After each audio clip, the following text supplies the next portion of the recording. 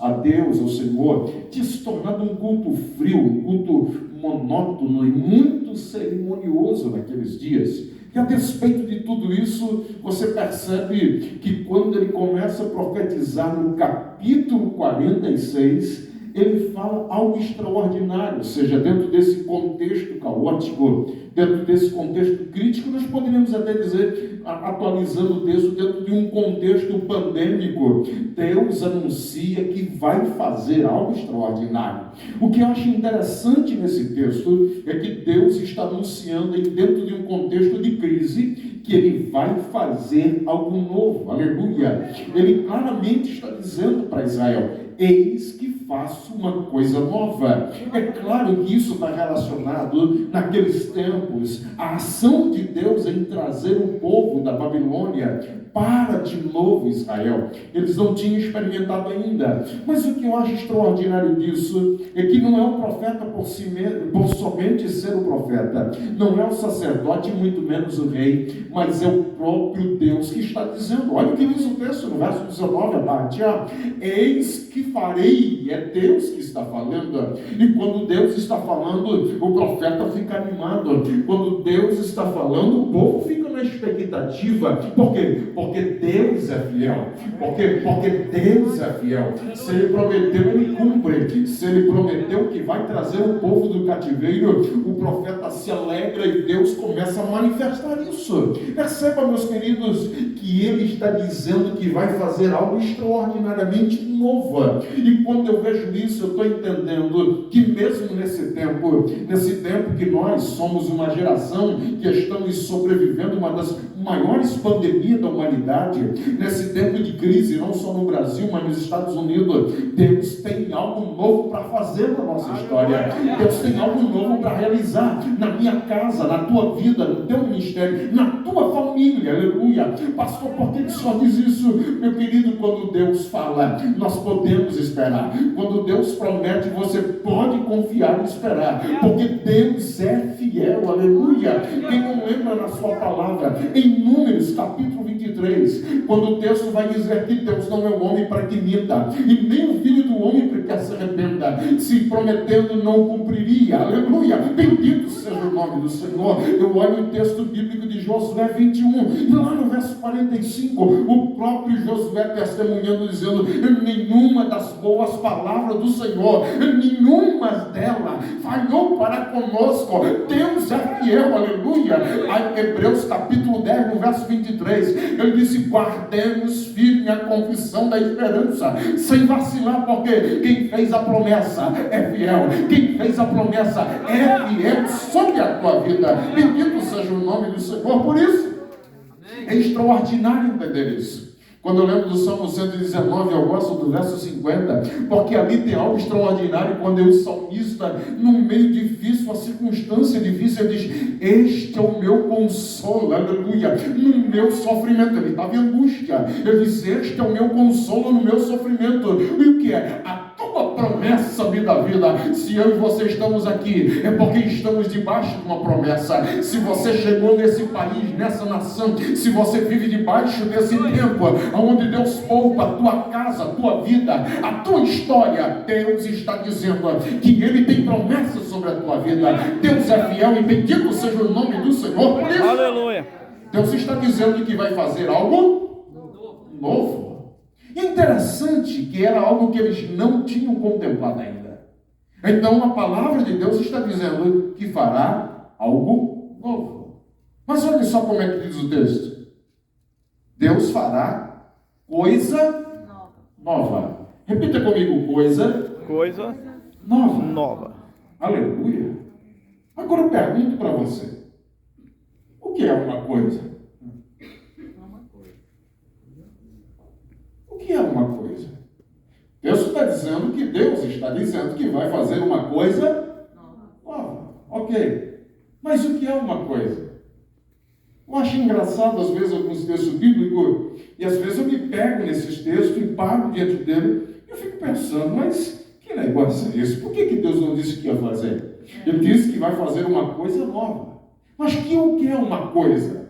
E aí eu me perguntei e comecei a fazer uma pergunta para o texto e fui buscar entender o que significa isso. E eu comecei a entender que na nossa língua portuguesa, literalmente, apesar de ser um substantivo feminino, mas o significado de coisa é tudo que existe ou possa existir. Aleluia! Aleluia.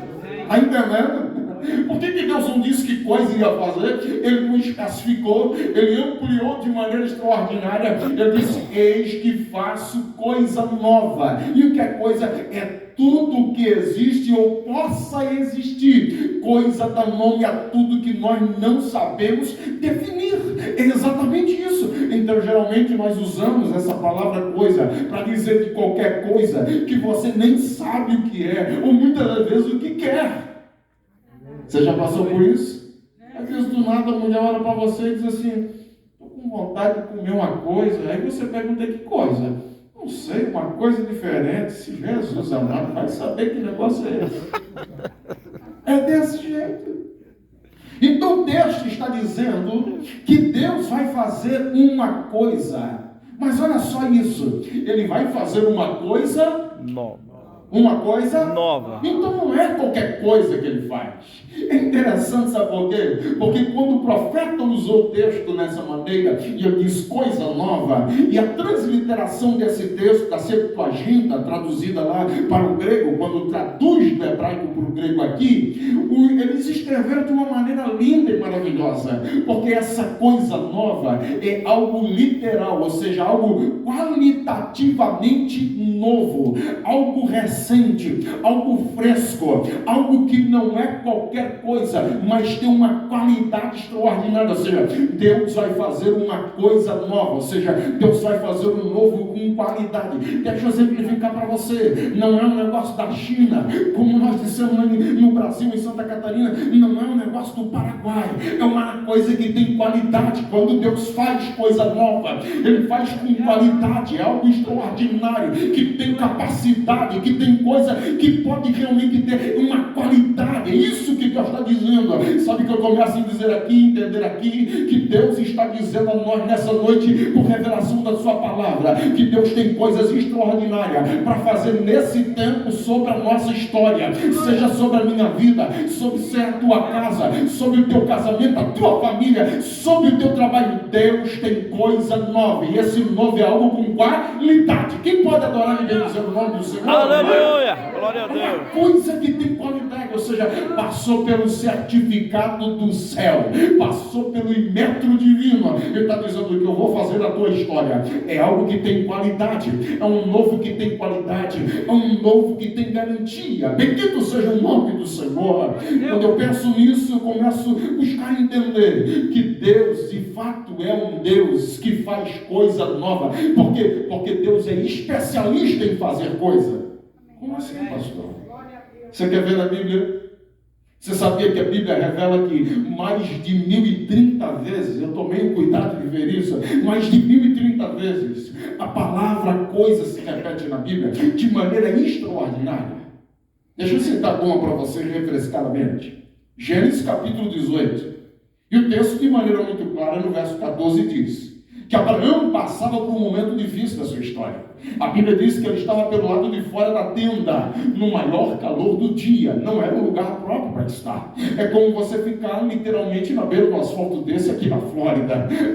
Não, você deve estar numa sombra, guardado. É o que Abraão deveria estar. Mas ele estava vivendo uma crise. A crise estava dentro da tenda. Era a Sara.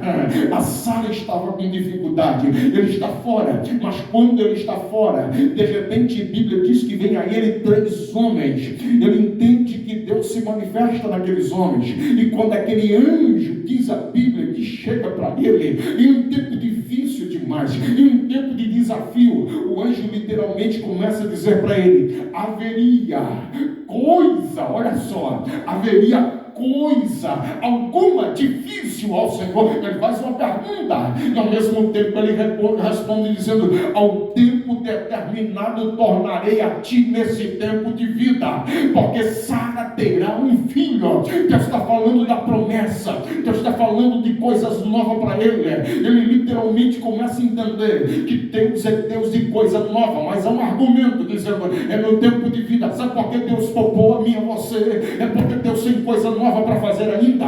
É por isso que o texto diz que é um tempo de vida. Não é para aqueles que partiram, mas é para mim e para você que estamos aqui ainda. Deus tem coisa nova na tua casa, na tua vida, na tua história, para realizar. Bendito seja o nome do Senhor, aleluia. É preciso entender que não se trata de nós, não se trata de nós, mas se trata dele. Entenda isso, meu querido. Existe alguma coisa difícil, Senhor, não se trata de você, mas se trata da palavra dele. É isso que você precisa entender. Não se trata da dificuldade que você está passando, mas se trata do Deus que você serve. Não se trata da angústia que você está vivendo, mas se trata da fé que você vive. Aleluia. Bendito seja o nome do Senhor. Aleluia. Deus, é isso que a palavra está nos dizendo. Bendito seja o nome do Senhor. Quando eu olho Lucas, você vai entender. Já foi refalado esse texto nessa noite. Lucas capítulo 1:37. Quando o anjo aparece para uma mulher chamada Maria, o anjo também vem a ela. Quando vem o anjo literalmente começa a dizer: porque para Deus não há coisa, glória, não há coisa impossível, não há coisa que Deus não possa fazer. É o que o anjo está dizendo para Maria. Maria questiona, Maria argumenta com o anjo. Ela questiona e pergunta: mas como é que vai se dar isso? Porque eu não sou casada, eu não tenho esposo. A Bíblia diz que o anjo olhou para ela e disse: o Espírito de Deus te envolverá e ele descerá sobre ti, ó glória. Quando o Espírito de Deus nos envolve, coisas extraordinárias acontecem. Quando a ação de Deus começa a mover o nosso coração, a nossa mente, quando nós começamos a sentir a presença do Espírito Santo nos movendo, você pode entender que coisas extraordinárias começam a acontecer na tua vida, no teu corpo, na tua saúde, no meio da tua casa, na tua família. Quem está entendendo isso nessa noite, levanta a sua mão. Aleluia. E bendiga o nome do Senhor, porque se o Espírito de Deus te tocar nessa noite, coisas grandes e impossíveis vão acontecer. Se o Espírito de Deus te envolver, coisas extraordinárias vão acontecer na tua vida, na tua história, porque o nome do Senhor vai ser glorificado através dela. Bendito seja o nome do Senhor, aleluia. Ou coisa extraordinária. Poderia falar de pessoas que foram envolvidas pelo Espírito, foram tomadas pelo Espírito. Mas deixa eu dizer para você que quando eu olho o texto de Jeremias 32, eu vou lembrar de coisas, literalmente coisas que Deus fez. A palavra de Deus diz que veio a palavra do Senhor a Jeremias dizendo: eu sou o Senhor, o teu Deus, o Deus de toda a humanidade. Acaso haveria coisa demasiadamente difícil para mim? É uma pergunta que ele faz a Jeremias. Perceba como Deus questiona. Mas tem um texto no Evangelho de Marcos que muito me agrada, e na versão ainda mais espanhola do Reino Valéria, eu começo a olhar aquele texto e eu fico maravilhado. Marcos 10:27. E quando você começa a ler, você vai lembrar que ele começa a dizer: com os homens é impossível, pero com Deus não, porque com Deus todas as coisas são possíveis. Oh glória! Com os homens é impossível essas coisas, mas para com Deus não há impossibilidade. Para com Deus acontece. Então, meu querido, creia em Deus e todas as coisas se tornam possíveis. O homem não pode, mas Deus pode. O homem promete e não cumpre, mas Deus promete e vai. Porque Deus é fiel. Em nome de Jesus, entenda isso. Pastor Ivaldo, o homem até pode prometer e não cumprir, mas Deus, quando promete, Ele é fiel para cumprir. Bendito seja o nome do Senhor. O salmista no Salmo 126. É extraordinário entender isso, porque o Salmo 126 é o cumprimento daquilo que nós lemos no livro do profeta Isaías, capítulo 43. 202 anos depois, Veja, perceba, o salmo é um salmo profético a nós. E quando o texto começa a dizer no verso 1 do Salmo 126, eles começam a cantar e dizer: quando o Senhor trouxe do cativeiro, oh glória, os que voltaram a Sião, nós estávamos como os que sonham. Então a nossa boca se encheu de riso, a nossa língua de cântico. Então se dizia entre as nações gentílicas. Uma versão vai dizer: então se dizia entre as gentes, então se dizia entre aqueles que não creem, grandes coisas fez Deus por eles. Olha só, isso é a ação de Deus na vida de Israel, e o povo ímpio dizendo de que grandes coisas Deus fez por eles. Sabe o que é isso? É testemunho de Deus das pessoas que não acreditavam, mas começaram a ver através da sua vida o milagre, começam a ver as coisas grandes que Deus fez, e faz através de você, na tua casa e na tua vida. Eles começam a dizer: grandes coisas Deus fez, grandes coisas Deus fez na casa dela, grandes coisas Deus fez na família dele, grandes coisas Deus fez na história dele, grandes coisas Deus continua fazendo na vida dela. Bendito seja o nome do Senhor. Mas o texto não termina aí, ele continua dizendo, e no verso 3 ele vai falar e vai dizer literalmente: grandes coisas. Agora é Israel que está dizendo: grandes coisas fez o Senhor por nós, e por isso nós estamos alegres. Bendito seja o nome do Senhor, bendito seja o nome do Senhor, porque pessoas ímpias vão glorificar o nome do Senhor através de coisas grandes que Deus fará na tua vida. Se você quer isso, levante a tua mão em nome de Jesus, porque não é só você que vai testemunhar, as pessoas do mundo vão testemunhar das coisas extraordinárias na tua vida. Bendito seja o nome do Senhor. É extraordinário ver isso. Tantas coisas, entre tantas coisas extraordinárias, grandes, impossíveis, que Deus faz. Ele literalmente está dizendo que é poderoso para realizar. E quando eu penso nisso, eu digo que nós estamos num melhor lugar, num lugar incrível. Por quê, pastor? Porque nesse lugar que eu me lembro de Paulo escrevendo os Romanos 4,17, Deus chama a existência as coisas que não existem. Oh, glória! Esse texto é extraordinário, porque Deus chama a existência as coisas que não existem. É por isso que eu acho extraordinário esse lugar, porque esse lugar é onde nós ministramos, não só como pastor, mas você ministra na vida do teu irmão, é no contato, é na conversa, é no testemunho, é quando nós estamos reunidos na casa do Senhor. Deus chama a existência as coisas que não existem. E a palavra chamar aqui, kaleo, no grego, tem algo extraordinário, porque sabe o que significa? Significa em clamar em voz alta. Literalmente Deus está dizendo que Deus chama a existência em voz alta as coisas que não existem.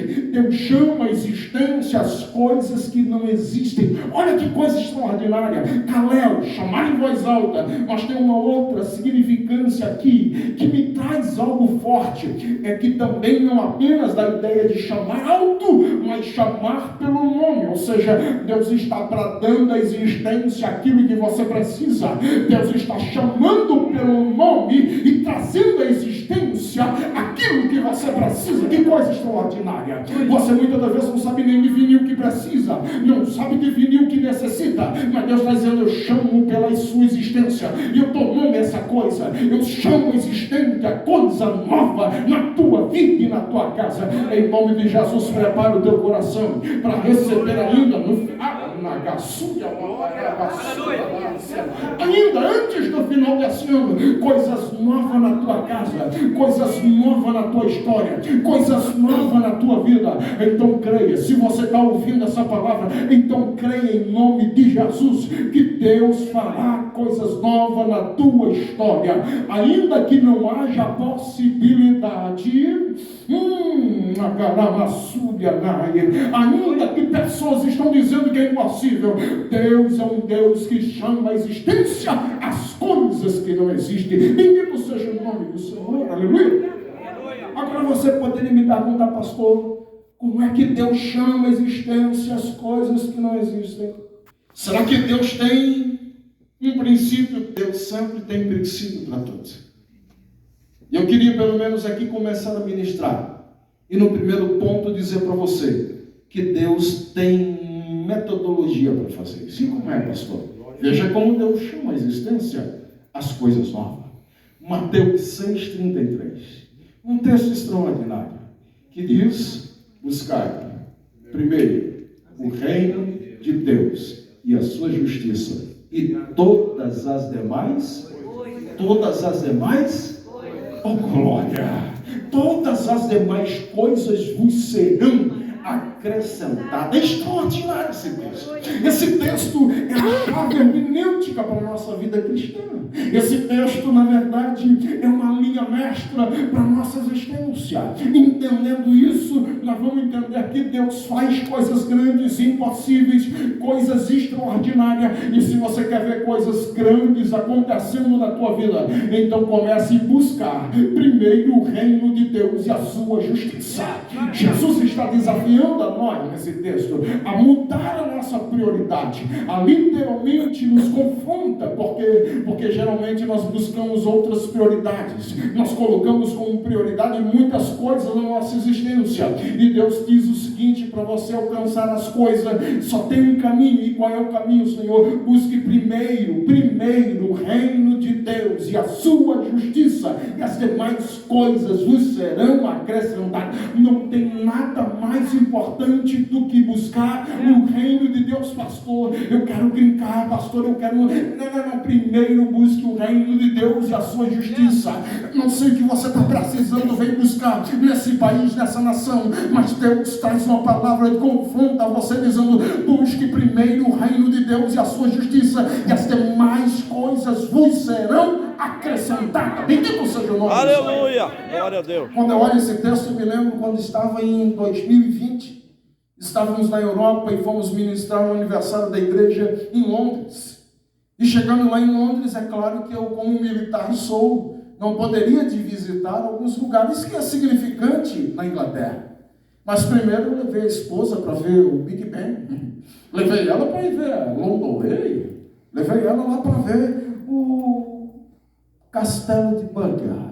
Mas quando eu vou no Castelo de Buckingham, eu não vou apenas para ver a mudança e a troca da guarda, que é algo lindo e maravilhoso, mas pelo menos para dar uma olhada e ver se eu vi aquela figura quase centenária abanando da janela. Mas eu não vi.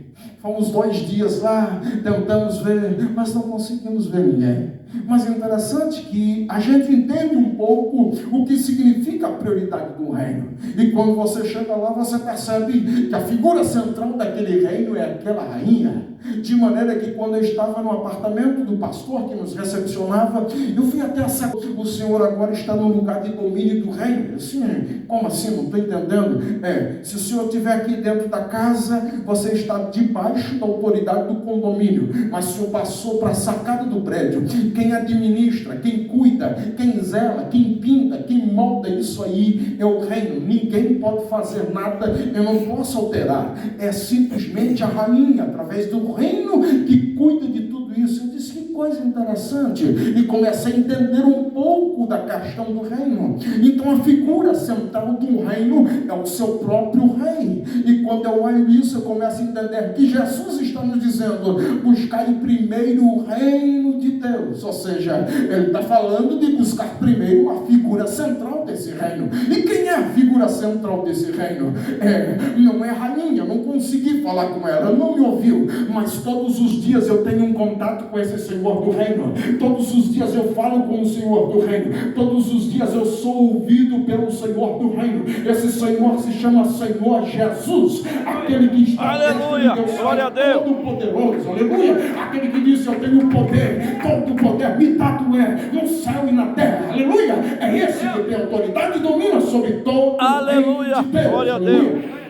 Então perceba, Jesus assevera a importância de nós buscarmos esse reino. Sabe o que ele está dizendo? Conheça o Senhor do reino. Conheça o Senhor do reino. Se relacione com o Senhor do reino. Mantenha comunhão com o Senhor do reino. Busque a presença do Senhor do reino. E todas as demais coisas vos serão acrescentadas. Olha, que coisa linda é a palavra